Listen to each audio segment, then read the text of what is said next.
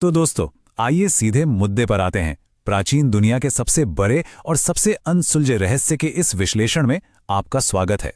आज हम एक ऐसी महान सभ्यता के बारे में बात करने जा रहे हैं जिसकी कहानी सिर्फ इतिहास की किताबों में नहीं दबी है, बल्कि वो हमारे आज और कल से बहुत गहराई से जुड़ी है।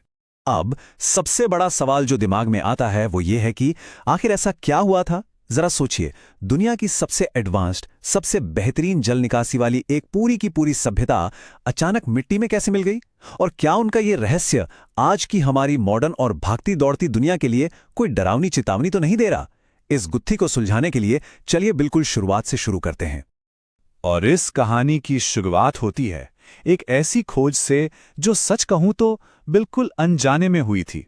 किस्मत का खेल देखिए। साल था 1826। एक ब्रिटिश सिपाही चार्ल्स मैसन पंजाब के इलाके से गुजर रहा था। उसने वहां कुछ खंडार देखे जिन्हें आसपास के लोग भूतों का बसेरा मानते थे। खैर, बात आई गई हो गई, लेकिन सबसे बड़ी और ट्रैजिक घटना हुई 1856 में। अंग्रेज इंजीनियर कराची से लाहौर के बीच रेल की पटरियां बिछा रहे थे। उन्हें ईंटों की जरूरत थी और उन्होंने बिना कुछ सोचे समझे वहां पड़ी हजारों साल पुरानी हड़प्पा की ईंटें उठा लीं। जी हां, आपको यकीन नहीं होगा, अनजाने में 160 किलोमीटर लंबी रेलवे लाइन दुनिया की सबसे प्राचीन सभ्यता की ईंटों की नींव पर खड़ी कर दी गई। इसके दशकों बाद 1920 के दशक में जाकर कहीं वहां ढंग से ऑफिशियल खुदाई शुरू हो पाई। और जब वो खुदाई शुरू हुई ना, तो जो सच सामने आया उसने दुनिया भर के जानकारों के होश उड़ा दिए। ये लोग अपने समय से बहुत बहुत आगे थे।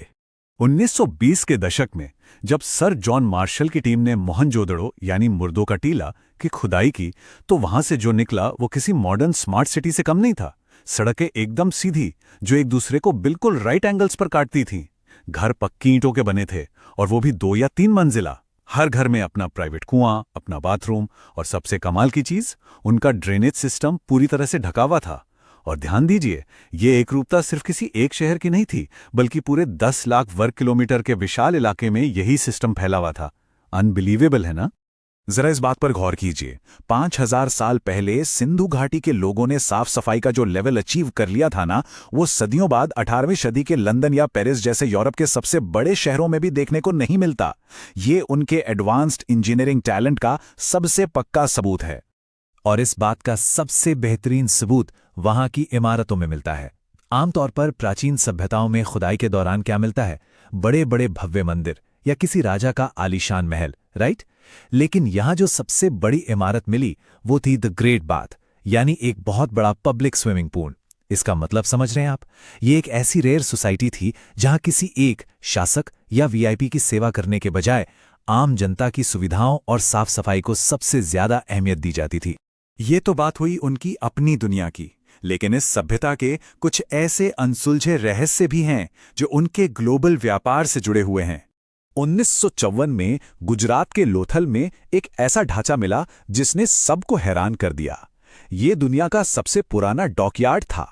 इन लोगों ने टाइड कंट्रोल यानी ज्वार भाटे को हैंडल करने की इंजीनियरिंग डेवलप कर ली थी, और इसके जरिए वो समंदर के रास्ते मेसोपोटामिया तक व्यापार करते थे, जहां के पुराने रिकॉर्ड्स में इन्हें मेलुहा कहा गया है। असल मायनों में ये दुनिया के सबसे पहले इंटरनेशनल व्यापारी थे। लेकिन इस जबरदस्त व्यापार के साथ कुछ गहरे रहस्य भी जुड़े हैं। इस सभ्यता ने पीछे हजारों मोहरें छोड़ी हैं, जिन पर 400 से भी ज्यादा अलग अलग सिंबल्स बने हैं। देखिए, हम मिस्र या मेसोपोटामिया की भाषा तो डिकोड कर चुके हैं, लेकिन इनकी लिपि आज भी हमारे लिए एक मिस्ट्री है। और सबसे अजीब बात, इन मोहरों पर सबसे ज्यादा दिखने वाला जानवर कोई शेर या हाथी नहीं था, बल्कि एक सींग वाला रहस्यमय जानवर था, जिसे हम यूनिकॉर्न कहते हैं। अब ये कोई पवित्र निशान था या व्यापारियों का कोई लोगो, सच कहें तो हमें आज भी नहीं पता। वहां सिर्फ इंजीनियर या व्यापारी ही नहीं थे, बल्कि कमाल के कलाकार भी थे। मोहनजोदड़ो से मिली इस 10.5 सेंटीमीटर की कांसे की डांसिंग गर्ल की मूर्ति को ही ले लीजिए। एक ब्रिटिश एक्सपर्ट ने इसे देखकर कहा था कि इस लड़की के खड़े होने के अंदाज में एक अजीब सी शान है, जैसे वो पूरी दुनिया को अपनी उंगलियों पर नचाना जानती हो। ये छोटी सी मूर्ति न सिर्फ उनकी एडवांस्ड मेटल वर्किंग दिखाती है, बल्कि ये भी इशारा करती है कि उस समाज में महिलाओं की पोजीशन काफी स्ट्रांग और सम्मानजनक थी। और एक और बात जो इन्हें बाकियों से बिल्कुल अलग बनाती है, अगर आप मिस्र या मेसोपोटामिया की तरफ देखें तो वहां की खुदाई में हमेशा बड़ी बड़ी तलवारें और युद्ध के कवच मिलते हैं। पर सिंधु घाटी में हथियारों के नाम पर सिर्फ छोटे चाकू मिले, और सबसे ज्यादा क्या मिला? खिलौने, मिट्टी की बैलगाड़ियां, चेस जैसे बोर्ड गेम्स, सीटी बजाने वाली चिड़िया। जरा सोचिए, एक ऐसा समाज जिसने लगभग 700 सालों तक बिना किसी बड़े युद्ध या हथियारों के रेस के पूरी शांति से अपना जीवन बिताया। तो फिर सवाल ये उठता है कि अगर वो इतने शांति प्रिय और एडवांस थे, तो 1900 ईसा पूर्व के आसपास ऐसा क्या हुआ कि ये पूरी सभ्यता अचानक ढह गई? सालों तक हमें बताया गया कि इसका कारण एक भयानक विदेशी हमला था। 1944 में इतिहासकार मॉर्टिमर व्हीलर ने यह थ्योरी दी थी कि आर्यों ने घोड़ों पर आकर इनका हिंसक नरसंहार कर दिया। लेकिन 2019 में साइंस ने इस थ्योरी को जड़ से खत्म कर दिया। हरियाणा के राखीगढ़ी में मिले 4,500 साल पुराने एक महिला के कंकाल का डीएनए टेस्ट हुआ, और उसमें किसी भी बाहरी स्टेपी या आर्यन जीन का कोई नामोनिशान नहीं मिला। मतलब बाहर से आकर हमला करने वाली बात पूरी तरह से एक मिथक थी। वैसे इसमें एक छोटी सी डिटेल और जोड़ दूं। 2018 में यूपी के सनोली की खुदाई में रथ, तांबे की तलवारें और युद्ध की ढालें भी मिली हैं। इसका मतलब ये नहीं कि हमारे पूर्वज लड़ना नहीं जानते थे या बिल्कुल असहाय थे, वो लड़ सकते थे। लेकिन डीएनए एविडेंस ने यह बिल्कुल क्लियर कर दिया है कि सिंधु घाटी का अंत किसी विदेशी हमलावर के हाथों नहीं हुआ था। तो अगर कोई नरसंहार नहीं हुआ, तो फिर असली कातिल कौन था? किसने खत्म किया इस महान सभ्यता को? असली कारण पर आने से पहले इंटरनेट पर वायरल होने वाले एक बहुत बड़े झूठ को भी क्लियर कर लेते हैं। आपने शायद सुना हो कि वहां कोई एंशंट न्यूक्लियर ब्लास्ट हुआ था क्योंकि वहां रेडियो एक्टिव कांच मिले हैं। देखिए, यह बिल्कुल बकवास है। किसी भी लैब को वहां रेडियो एक्टिविटी का कोई सबूत नहीं मिला है।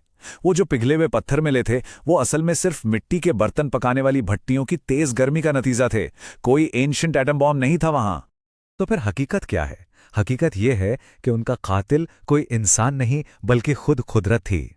आज की सैटेलाइट इमेजेस दिखाती हैं कि उस वक्त बड़े भूकंप आए, जिसकी वजह से जमीन उठ गई और नदियों ने अपना रास्ता बदल लिया। महान सरस्वती नदी, जिसके किनारे सबसे ज्यादा बस्तियां थी, वो धीरे धीरे पूरी तरह सूख गई। पूरा का पूरा सिस्टम कोलैप्स हो गया। कुएं सूख गए, फसलें बर्बाद हो गईं और भयंकर अकाल पड़ा। जिंदा रहने के लिए लोगों को अपने उन आलीशान शहरों को छोड़कर पूरब और दक्षिण की तरफ माइग्रेट करना पड़ा, और इस सर्वाइवल की जद्दोजहद में उनका वो बेहतरीन शहरी जीवन और कला कौशल हमेशा के लिए पीछे छूट गया। इतिहास इसे एक सभ्यता का पतन कहता है, लेकिन क्या सिंधु घाटी की वो महान सभ्यता सचमुच पूरी तरह खत्म हो गई? जवाब है बिल्कुल नहीं। उसने बस अपना रूप बदल लिया। जरा सोचिए, आज भी जब हम हाथ जोड़कर नमस्ते कहते हैं, महिलाएं मांग में सिंदूर लगाती हैं, पीपल के पेड़ों की पूजा की जाती है, या हम दोस्तों के साथ बैठकर चेस खेलते हैं, तो आपको क्या लगता है ये सब कहां से आया? ये किसी नई किताब का हिस्सा नहीं है, बल्कि ये सीधे तौर पर हमारी उसी 5000 साल पुरानी संस्कृति की विरासत है, जो आज भी हमारी रोजमर्रा की जिंदगी में धड़क रही है। हड़प्पा की वो ईंटें भले ही रेल की पटरियों के नीचे दब गई हों, लेकिन उनका डीएनए, उनकी आत्मा आज भी 140 करोड़ से ज्यादा लोगों के दिलों में जिंदा है। राखीगढ़ी का डीएनए डेटा यही साबित करता है कि आज के मॉडर्न हम लोग ही उन हड़प्पन लोगों के डायरेक्ट वंशज हैं। ये हमारी अपनी ही पुरानी कहानी है। इस विश्लेषण के अंत में ये पूरी कहानी हमारे लिए एक बहुत ही गहरी और सीरियस वार्निंग छोड़ जाती है। 5000 साल पहले उन्होंने एक ऐसा ड्रेनेज सिस्टम बनाया था जो कभी फेल नहीं हुआ। उन्हें पानी की एक एक बूंद की अहमियत पता थी, लेकिन फिर भी बिगड़ते पर्यावरण और सूखती नदियों ने उनका अस्तित्व मिटा दिया। और आज हम स्मार्टफोन्स यूज करते हैं, लेकिन जरा सी बारिश में हमारे मॉडर्न शहर तालाब बन जाते हैं। क्लाइमेट चेंज हमारे सामने खड़ा है।